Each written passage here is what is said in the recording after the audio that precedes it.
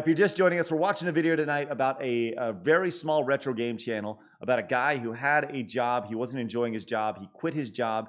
And the name of this video is My Retro Gaming Channel May Have Failed. And I saw a ton of crossover between his thinking and my thinking. And I was like, holy shit, we got to watch this video with the legends. But like I said, I know that I'm enthusiastic about what I'm doing.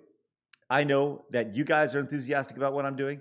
And I know that we're going to do this thing and grow a little bit more because I have expectations of you. And they are to be here, for you to be enthusiastic, to take care of your house, as in this channel, and don't be a dick. Ba-bam. Once again, this is a channel called Gaming the Systems Retro. You can find it here.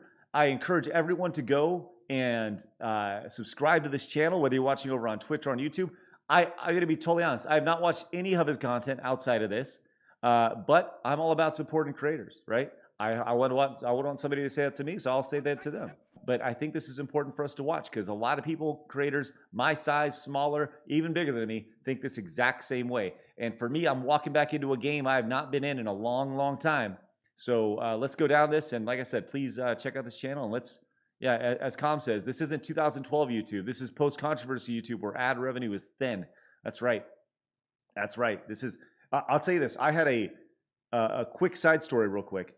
As I was talking about this, I've been thinking about this for a while, right? And I was talking to somebody about the idea of this channel, and he goes, you know what you should do is you should get into like controversy, because controversy is king on YouTube. And I was like, I don't want to deal with all that drama stuff. I don't want to deal with that bullshit. And you guys don't want to deal with that stuff, right? I want to do the exact opposite of that, right? And that's kind of the idea, you know. That's what we're doing here. We're hanging out, building community, one person at a time, and I love that. So, like I said, you guys aren't going to let me fail. I love that. Hello everybody, welcome back. Several months ago, I quit my day job to do YouTube full time, and I also made a bunch of changes to my channel. Today, it's time to have an open and honest conversation on whether or not that worked out and whether or not I'm going to continue doing YouTube. I'm going to tell you a lot of details about this channel and its origins, and I'm also going to show you a lot of stats showing how it's doing and stuff like that. So like my other videos, it's going to be very nerdy, and I hope you enjoy it. Okay, so let's take a look at this. First off, he's got Little Nemo going in the background. That's a check mark for me, right? He named the tune in the background. Great setup, right? Really, you know, really nice setup. Got a couple TVs, got a widescreen here. Cool set. He's got all his stuff organized. It's real meticulous. But you know, it's kind of like what you look for in like a standard retro gaming channel. It's like people want to show off their collections behind them. They have a place to go. But his content's well lit. He's using a lavalier microphone. He's got good sound, right? Yeah, it's kind of where we're at right now.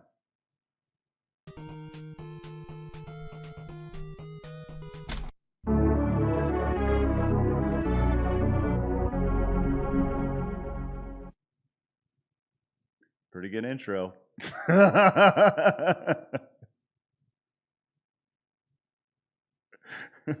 To understand the current situation with my channel, you have to go back 11 years. When I created a channel called Gaming the Systems and posted my first video on April 26, 2011. From then on, I posted retro gaming videos every once in a while, mostly in the form of game reviews. But I also did some game room tours and stuff like that. And I did that all while working a full-time job during the day. For years, Okay, so started a channel 11 years ago, right? And by the way, this channel has been around since, I don't know, 2015 or 16, right? And this channel at the same time, it started as a place where, for me to post like retro gaming channels and stuff. This channel has seen a lot of iteration over the years. It was, you know, when it first started, like I said, there's a lot of similarities between what he's talking about and this channel itself, as far as the Stutter and Craig YouTube channel. It started as a place for me to post retro game pieces, and I really dug into the retro gaming stuff, and it was fun for a while. And then I just didn't have time to do it. I wanted to focus in on Game Attack, and I actually think Sean and I agreed not to work on stuff outside of Game Attack because we felt it would take away. So that's why I stopped doing the retro gaming stuff. But there was actually legs there at the time. Had a little bit of traction. People were coming in, they'd find me, had like this little retro Stutter and Craig avatar. It was pretty cool. look back on those videos, and they were not well produced at all. They didn't have good sound, and but they didn't have a good camera or anything like that. It was just kind of like, it was just me playing video games. It was fine. I broke it up. I actually had really good thumbnails. I'll tell you, my thumbnail game back then was exceptional. But then then we had the after I kind of came back, I did the Craig Skits podcast for a while, and honestly, I kind of got bored of that. Got bored, and I kind of ran out of people I wanted to talk to. I was hoping to expand a little bit more, but then I talked through a lot of my friends, and then I did Weekdays with Craig and Brad, and then I kind of over the last year or so, I posted kind of reactionary stuff, but it was all just kind of like a hobby. It was just kind of a hobby for a while. So my personal channel has seen a big, like wild changes over the duration of its lifetime. So I can definitely relate to what this guy's has going on right now. Martell Wrench, thank you so much for the follow, and my boy True Fun coming in with that resub of Prime for 16 months. My boy Chris, good to see you, buddy. Hopefully you're having a good night. Kept publishing videos, about 20 or 30 a year. There were a handful of hits, but a lot of misses. Over time though, I found my skills at making videos getting better and better. On January 9th, 2020, I posted a different type of video about how to repair a malfunctioning modern controller. Notice the view count here? Almost 4 million. 4 million views. Juan Freak Show, thank you so much for the follow. In that video, I used the editing skills I gained over the years to good effect, and I also got to use some of my training skills. In my day job I was training, among other things. I thought the video came out well, and so did others, as it became a hit. From that point forward, I produced other repair videos, but kept making the retro videos as well. The repair videos performed a lot better than the retro ones over time, and resulted in a lot of new subscribers. Real quick, look at his view counts here. They're all over the place, right? We have a Crawl Space Gaming. The title doesn't really tell me anything. About 1,300 views. Best Atari 2600 game of all time. Less than 1,000 views. But then you look over here. It says quickly fix controller analog stick with drift for the PlayStation 4. Right? Great title. Tells you everything you need to know. 40,000 views. Right? Really good like ratio and stuff. So you can tell he was kind of all over the place with the channel. And honestly, that's what this channel is going to be for a while, right? I know that like the hardcore, you guys who are here tonight, you guys are in it at the beginning. But this channel's got like over the next till I go to Hawaii. I told you guys about my timeline up until the beginning of September. I'm going to be throwing all sorts of shit against the wall, and it's going to be just a variety grab bag. And when I get back from Hawaii, then I'll be able to kind of hone in a little bit more on what worked over the first 20 days or so and first 20 episodes, and we'll kind of go from there. Come early 2022, I had reached 30,000 subscribers. My video making skills continued to grow. The channel actually started to produce a moderate amount of income for me. It was a slow but constant influx of cash. Just love his pennies right here. It's great, man. Trogdor's in the chat, says, feels good to be back. Good to see you back, Trogdor. That's great. By the way, Brent, talking about the Craig Skits podcast, says, having your slam ball coach on was hilarious, right? Good old Barakoff.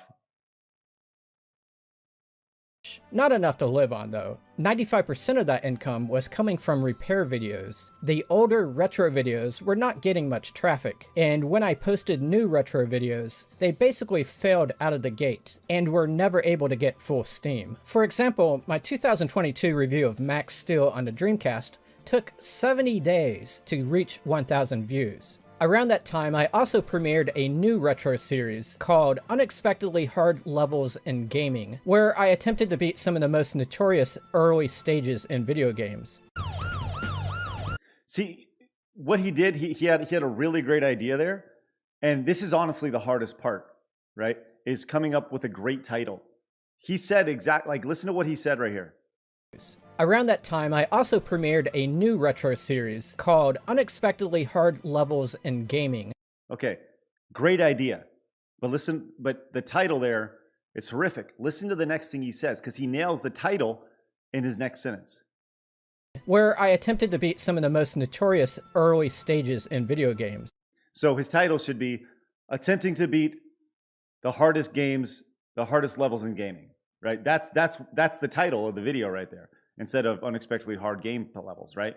So a lot of what he's got great ideas so far, great ideas. Just a matter of like playing the YouTube game.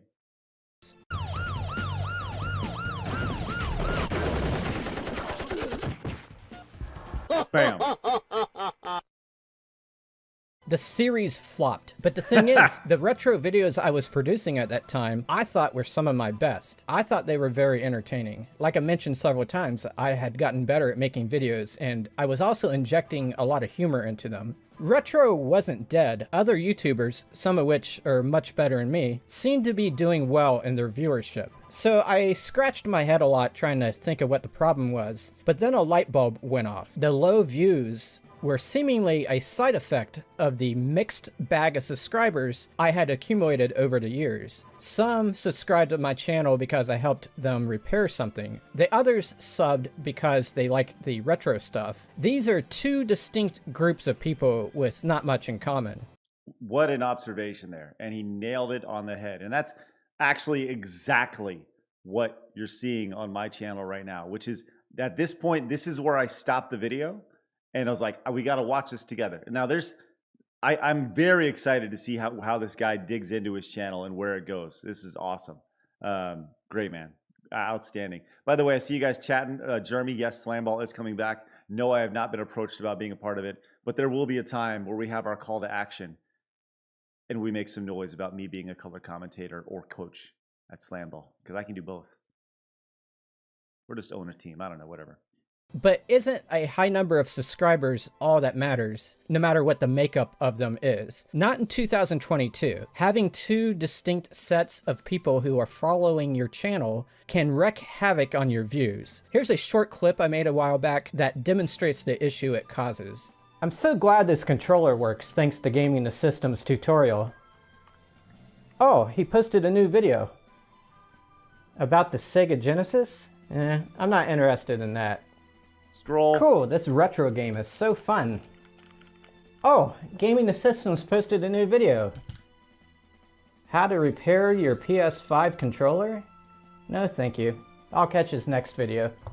You saw those two people choosing not to watch the latest video. YouTube actually knows when you have a video in front of you, and it knows when you swipe past it without watching it. It counts that stuff, and it uses that data to formulate something called a click-through rate. So if 100 people get presented with the video, but only 3 people watch it, that's a click-through rate of 3%. If a video gets a low click-through rate when it launches, YouTube assumes the video isn't interesting, so it decides not to recommend the video to new people. The bottom line was that I was dead set on the fact that I had located my problem with my channel. It had 2 different sets of subscribers. Logically Dashing says, this is very inside baseball. Yes, it is very inside baseball. You know what? I got to be honest, super into this discussion though. And this is fascinating stuff because he understands his problem. And like I said, my channel is all over the place right now. And I totally see these things. While that discovery was going on, I was having difficulty with my day job. And by the way, Calm, thank you so much for the gifted subs to The Tick Rules. Good to see you, buddy. I'm not going to go into details other than to say that the stress was seeping into every area of my life. In fact, the job had been that way for years. After getting the house paid off and eliminating every bit of debt my household has, I decided to quit my day job and make YouTube my full-time job. I felt I had the experience to make it successful, and with the extra time I had, I would be able to solve the dual audience issue, as well as be able to increase my production of videos. Not to mention the extra mindfulness I would now have, now that the stress coming from my day job would cease. But at the time, I also had a backup plan in my head. If the YouTube thing was not going to work, I would return to the regular workforce. Not only that, I would simultaneously drop YouTube altogether. I no longer want to spend that much time working a full-time job as well as a part-time job, even if it is kind of a hobby. I got too many other things I want to concentrate on. On March 29th, 2022, I dropped a major video onto the channel called Things Are About to Change. Okay, it's interesting. Always, like, channel announcements always do good. People want to know what's going on. Like the title of today's video, right? Think about this. You know, will this new direction destroy the channel? Right? Once again, these are all things that are important, and you probably watch it because you're like, hey, what's going on with that? Major channel announcement. Things are about to change. My retro gaming channel may have failed. Awesome title. What a title. Great stuff. Guys, I appreciate you guys popping in tonight. If you are just popping in for the first time, hello. Make sure you hit the follow button. Always a pleasure to have you in, whether you're watching over on YouTube or on Twitch. Heavy A, what's going on over on YouTube? Glad you're here. Adam Long, I'm glad you're here, man. Trav, I'm glad you're here. I'm glad everybody's here. Hey, let's just enjoy what's going on tonight and not worry about anything else. Sound good? Sounds good. All right, awesome. Let's get on that. I basically... Uh-oh. Just in time for an ad. Oh, just in time. It's ridiculous. Yes, now is a great time to move on from whatever conversations we're having that is causing any sort of drama at any point, because that's not what we're here for, guys. We're here to have a great time and just keep things positive. Good vibes only. That's what we're doing here, and that's what I'm all about. That's what I'm all about. I should really invest, if we're going to be watching, I've talked about this many times, I should probably invest in some sort of like YouTube Premium. Remember when they called it YouTube Red? It's kind of dumb.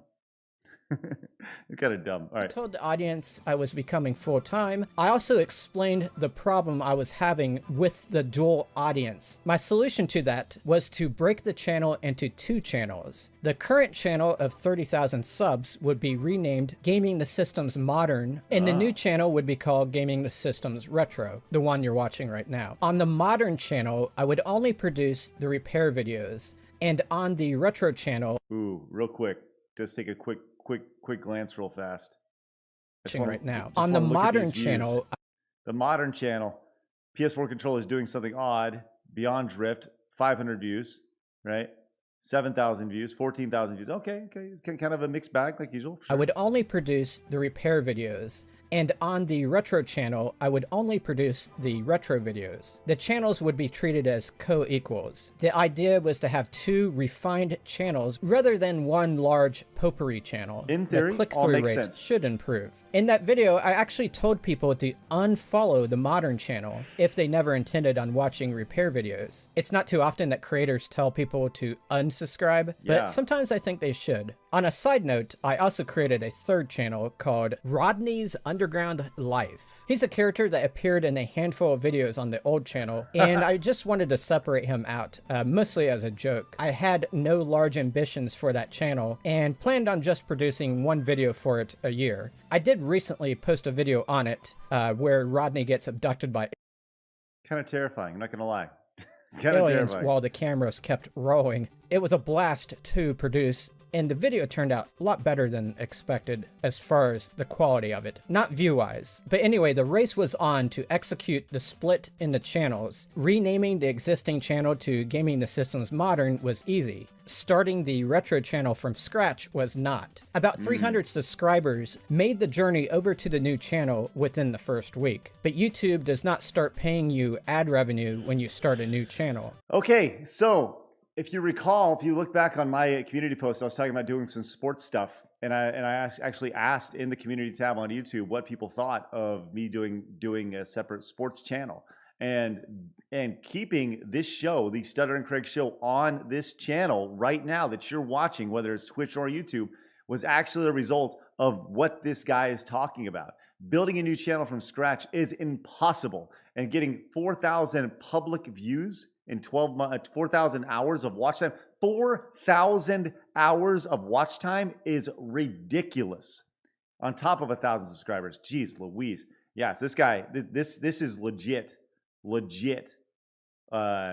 He's speaking like all creators right now. You have to reach 1,000 subscribers and achieve 4,000 hours of watch time. So in other words, the new channel wasn't going to produce any money for a while. It would take a lot of effort to scale it up. That effort pulled a lot of my attention away from the Gaming the Systems Modern channel, so everything was off to a very slow start. I did achieve the 1,000 subscribers and 4,000 hours on June 8th, so it took about 2 months to get the channel off the ground. That's honestly pretty outstanding. Now it's been 4 months since the split, and how is everything going? Some people seem to have figured it out, and they have told me quite gently in the what a loser. Quit his job to make videos. We'll have to sell all his crap when he's old to support himself. Oh, that's so sad. That is so sad. Comments what they think about it.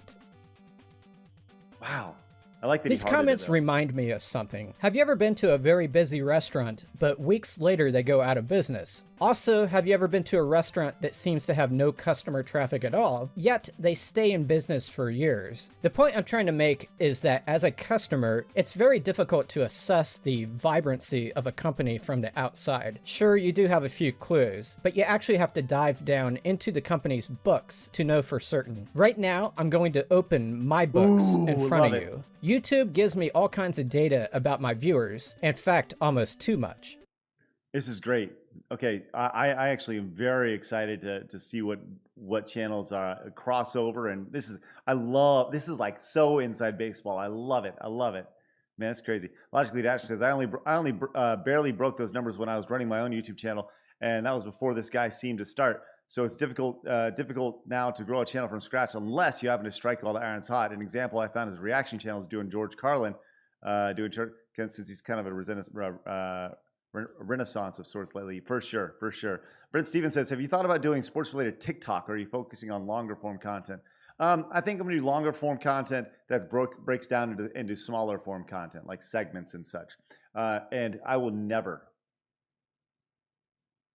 ever touch TikTok.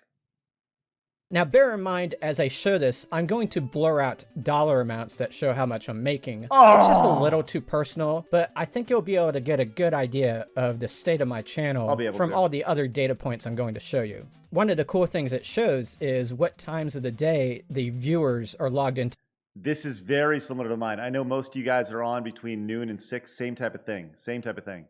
To YouTube, the viewers that follow my channel. The darker colors indicate when most people are on. The cool thing is that since I have two channels, I have two separate sets of data. The people on the retro channel tend to arrive later to YouTube. I always think it's because you guys are sleeping in or something. I can also see what other channels you guys watch. And I see you watch Spawnwave, and then somebody called Retro Rick. I know nothing about him. Phoenix Resale, not sure about that one either. They seem to be collectors, but we got Metal Jesus.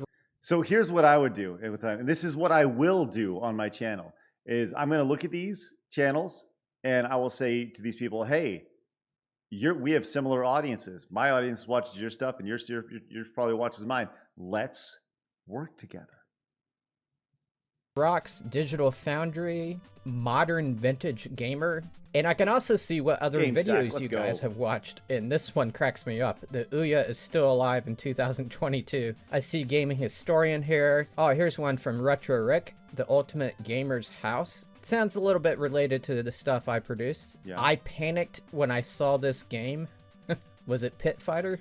This is all very interesting, but it doesn't really tell me anything about how well my channel is doing. Let's look at the stats for the Gaming the System's modern channel. I currently am... By the way, this guy's got some good tunes going on in the background. Little Blaster Master hanging on in the back. I love that. Love that. See, the guy says, I watched that Ouya video. Oh, man. 32,000 subscribers there, and I'm gaining about 500 a month. Let me take a look at the most popular videos of the past hour, and I'm just going to sort this column here. You can see the published date in this column here. That's pretty damn good in the last hour. I mean, this is like a pretty viral video, getting 5,000 views in you know, for being published that long ago. That has longevity, man. That's great. Now, the watch time on it's probably dick, but, you know, whatever. Potato Pat coming in with a Prime sub for 15 months. Potato Pat, thank you very much, buddy. Always a pleasure to have you back. Let's go. Welcome home. And you could see the traffic in the last 60 minutes here. Like, that's so right here, we see people are watching a repair video, a repair video, a repair video, a repair video. So as you can see, all the videos of the past hour, for the most part, like 99% of them have been repair videos. I do see someone has watched the Toy Commander review, like 2 people have watched it in the past 60 minutes. And we can do the same kind of sort by the last 48 hours, and you can see, once again, the repair videos dominate. In actuality, even before I split the channels, this channel was already looking like this. It was time to stop adding the retro videos to this channel because I was getting very low attention to it. Let's take a look at trends though. For the past 28 days, here's the amount of views this channel is getting. As I hover above this line, this is the daily views. So on July 20th, I got 6,324. It's pretty consistent, you know, it stays within the fact that he's only posted one video in the last 28 days and he still has received almost 200,000 views, like that's really impressive. That's really, really impressive.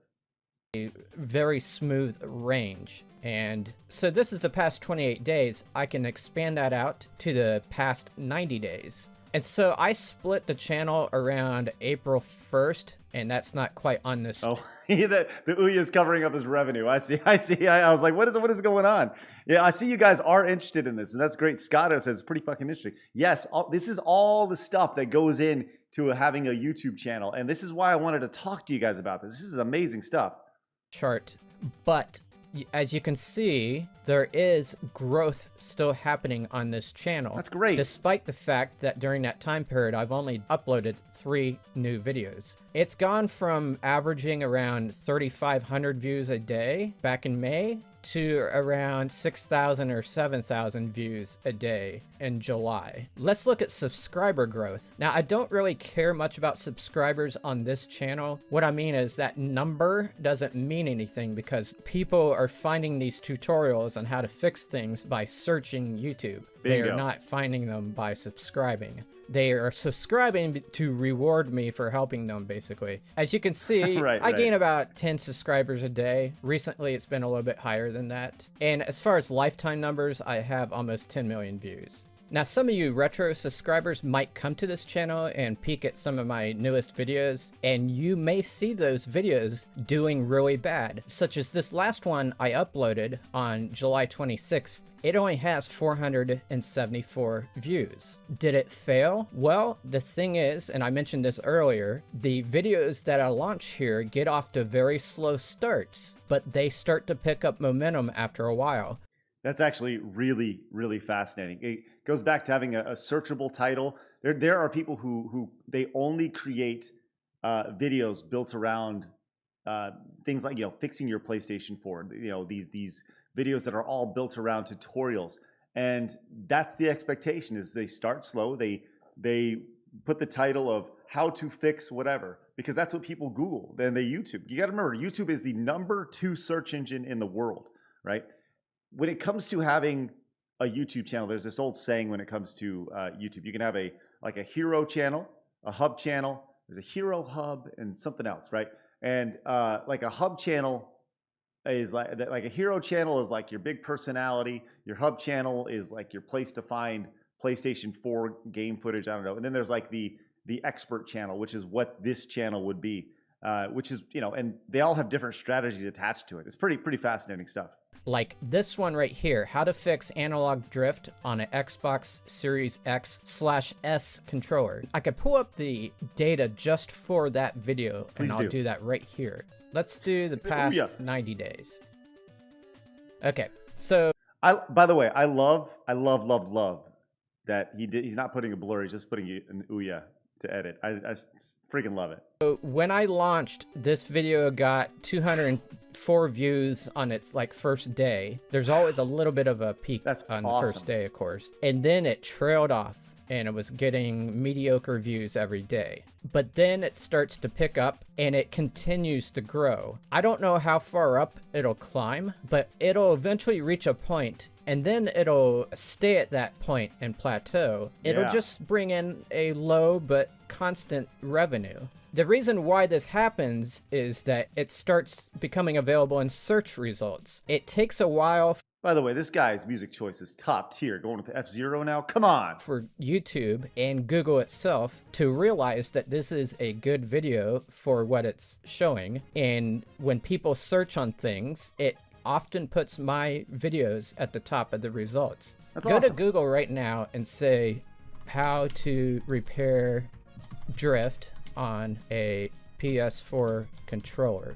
And then you'll see my video on how to do it. That's everybody's dream. In 2020. This placement does not happen overnight. It takes a while to get it here, but once it's here, it usually stays unless someone makes a much better video. The same thing happens with YouTube search results. So I just searched how to repair PS4 drift on YouTube, and look, I'm the top result right there. There's another video right here of mine, and it's in 3rd place.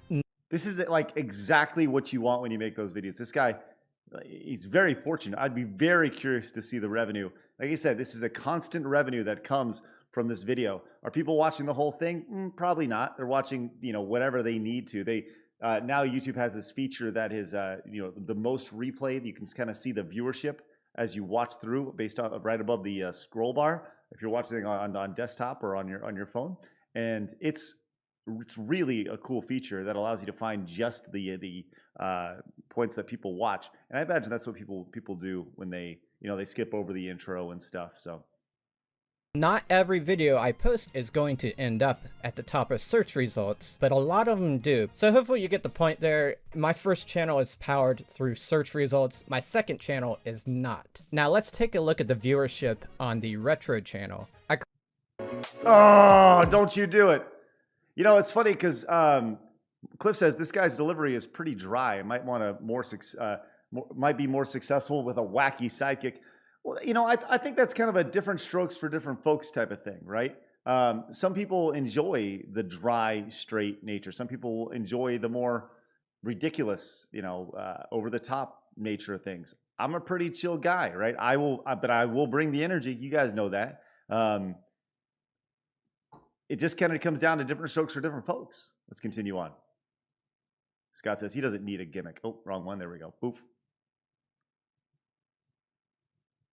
Oh, let's look at views for the past, let's do 365 days. So the split happened and the channel launch happened in April, well, end of March actually. And as you can see, it got off to a very slow start, getting 17, 30 views a day. Then you start to see little spikes, and then you have a big spike here, and it goes back down again, but it doesn't quite go back down as far as it was before. I have this theory that he's talking about right here. When you look at his views where they go whoop and then they drop on down to nothing, I have a feeling that YouTube gives you just a little taste and they're like, oh yeah, my channel's growing. And then they just cut off the flow and they say, let's see if they really are into this thing. I have no proof on that, but I think that's what happens. I don't know. We'll see. We'll see.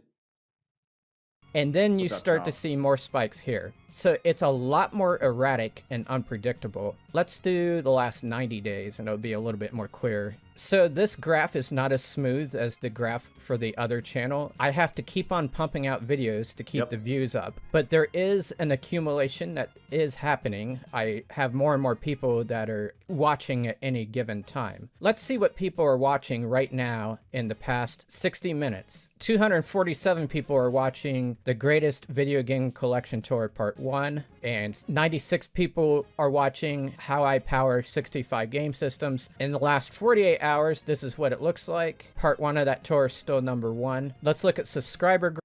Wait, let's go back here. Let's go back here and look at this, because if you look at his videos, there's a very clear audience for what he's delivering right here. This is gaming culture, right? This is about the products that he has.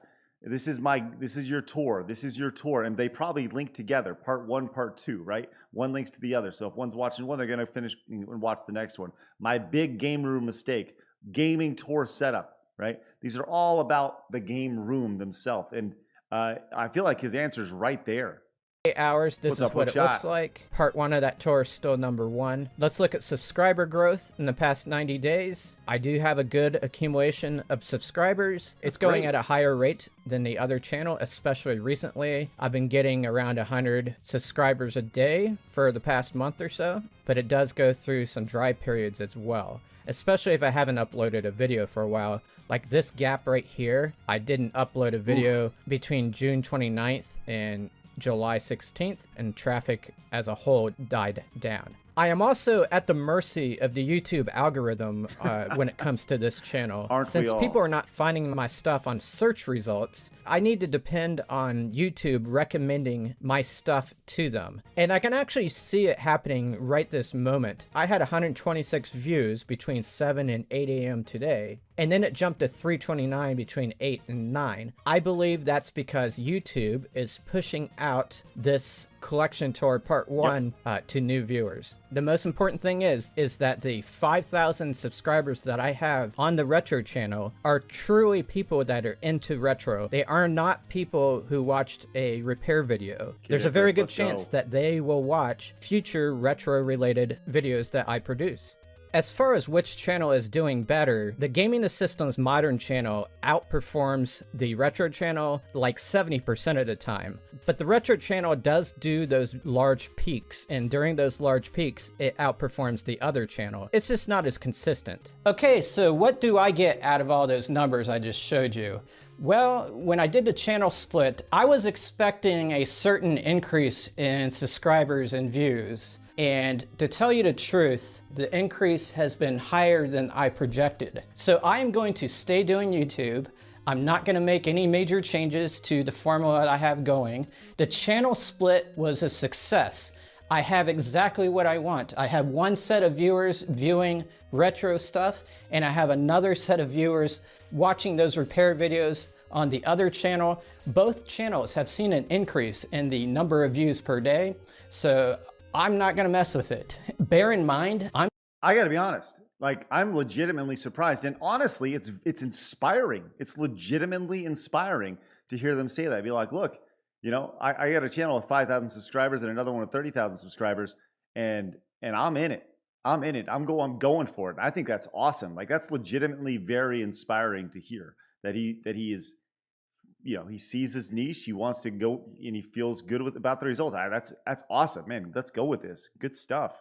I'm still making below minimum wage at this point, but if the direction continues, I should be passing that up at some point. So just keep that in mind if you're thinking about a similar career move. I'm going to do another assessment at the end of the year just on my own, and I'm going to decide at that point whether or not to continue. But at this point, it's looking pretty good. Not everything has been rosy though. There is one thing that troubles me, and I think about this like every day, and that is the relative lack of support I have on Patreon.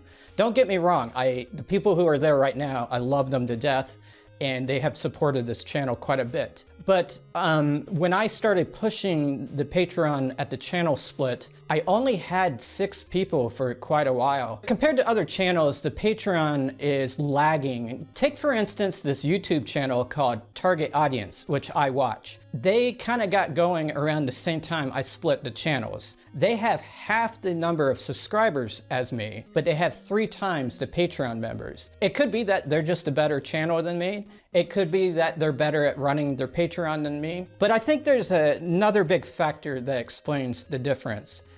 I'll be very interested to hear what he says, because I have my theory. And my theory, well, I want to hold off. I want to hold off because I have a theory, and I'll tell you if my theory is true. By the way, guys, thank you so much. Make sure you guys go subscribe to this guy's channel. Like, this is very intriguing, very intriguing. Once again, Gaming the System Retro. If you guys like retro stuff, please go check him out. This is really great stuff. Hope, you know, dude, I would love to have this guy on. Maybe we'll bring this guy on and talk to him. And I think it lies behind me. I have all these systems and all these games I've showed in my videos. And a lot of people have concluded that I am a very rich man. That's great. That's not what I was going to say. There's some people that think it's worth millions. I can tell you, if anyone performed an audit on my life, they would see that I hardly spend any money at all. My accumulation of wealth has been pretty mediocre compared to my peers. I mean, I'm not going to show you my bank account or anything, but just because I bought a bunch of systems 11 years ago doesn't mean I'm swimming in my vault like Scrooge McDuck. But also, Patreon isn't really a charity for poor artists. I mean, it can be, but there's some rich people that have Patreons. Take, for instance, Neil deGrasse Tyson. His net worth is $5 million. He may even have a gaming setup, I don't know. He has a show called Star Talk that has a large presence on YouTube, and he has 2,058 members on his Patreon. Those people are supporting the work that's being put into the show, and their money goes to running the show. I'm not trying to guilt anyone into joining Patreon, but this is the most worrying part of my channel. It's a possible sign that there's a lack of excitement for the channel. For me, I think it's more not the lack of excitement. I think there's a couple factors here. Number one, he's only producing, you know, one video, two videos a week, right? And he said he quit his job to do this, right?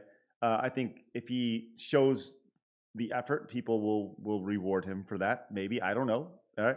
And the other thing is maybe people don't feel just the overall connection to him. And I think that's important. Maybe they don't know him well enough. But I think doing videos like this that he's doing will help a lot. And I actually want to look at his Patreon after this to see. He said he's like at 15, so I'll be interested to see how many Patreon folks he has on it after this.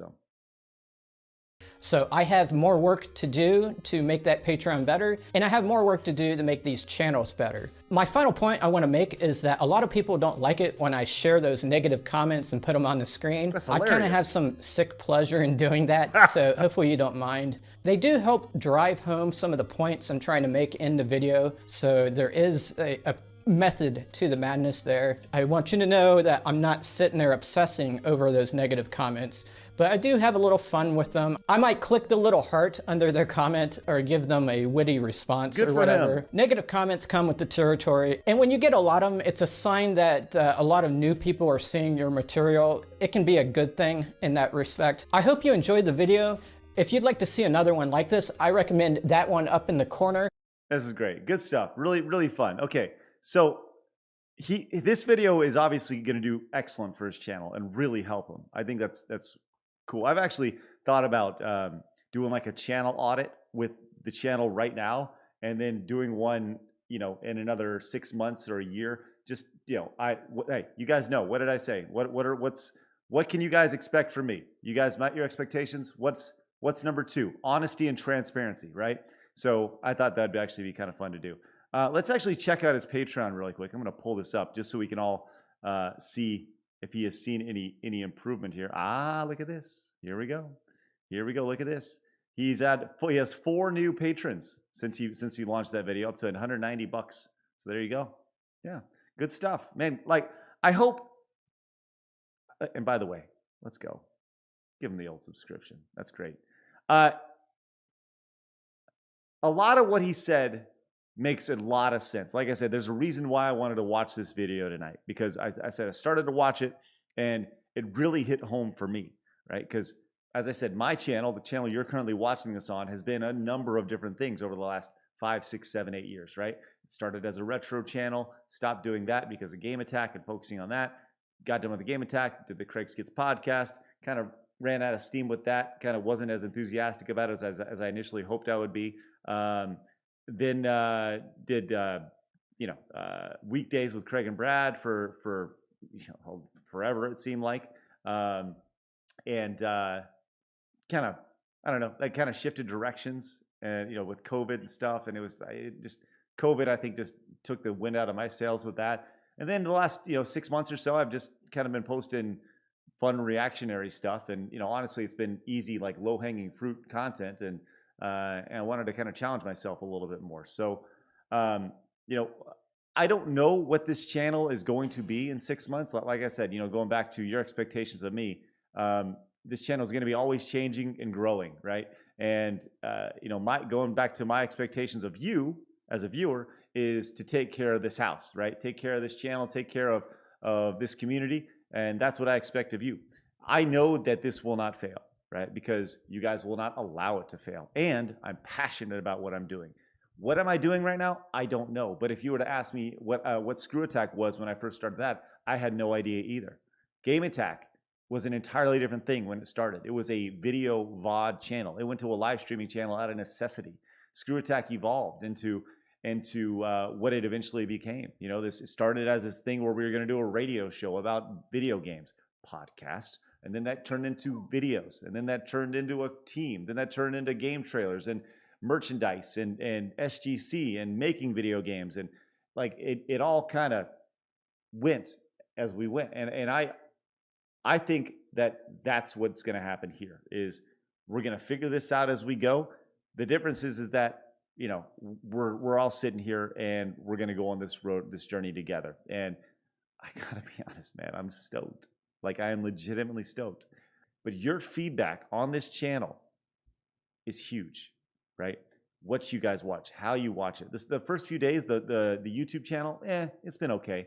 But I'm expecting that. This is going to be a long-term grind. But as I said, you guys are my producers. You guys are in on this thing together. You guys are going to help this thing grow.